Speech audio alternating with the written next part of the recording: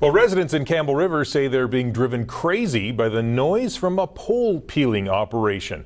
They've raised their concerns before about the constant high-pitched squeal without any results. Now, though, as Dean Stoltz reports, they're sounding off again, this time on the internet.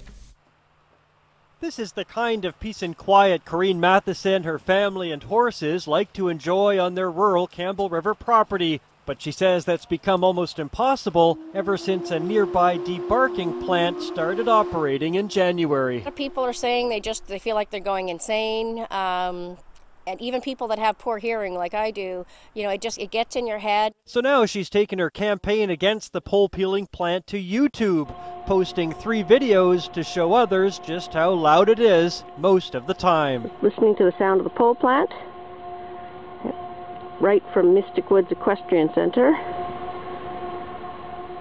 The noise is constant, lasting several hours at a time, at least 5 days a week. 250 people who live in this North Campbell River neighborhood say they're fed up, including 60 people who live here in the Blue Spruce Mobile Home Park right next door. We visited them in February, and it's also the location of another Corrine Matheson YouTube video.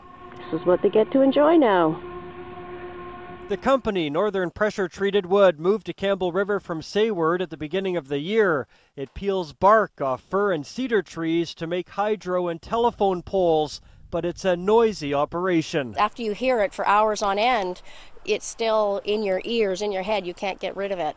So now, following recommendations from a sound consultant, the company has agreed to make modifications to the plant that should make it more quiet. They include reducing the size of the log infeed and outfeed areas, as well as enclosing them in an insulated tunnel and hanging vinyl curtains to reduce the noise. Still, local residents don't think it'll make a difference. We've heard from other people that are familiar with the type of equipment that have told us that it's not going to work, or it will just reduce the sound only by just a little bit, not enough to really make anyone out here happy. But we're sure that it's not going to do any good, and if it doesn't, then what are they going to do? We'll be still stuck with it. So the best thing is just move it right out. They point out it'll be several weeks before the work begins. Several weeks of inescapable noise.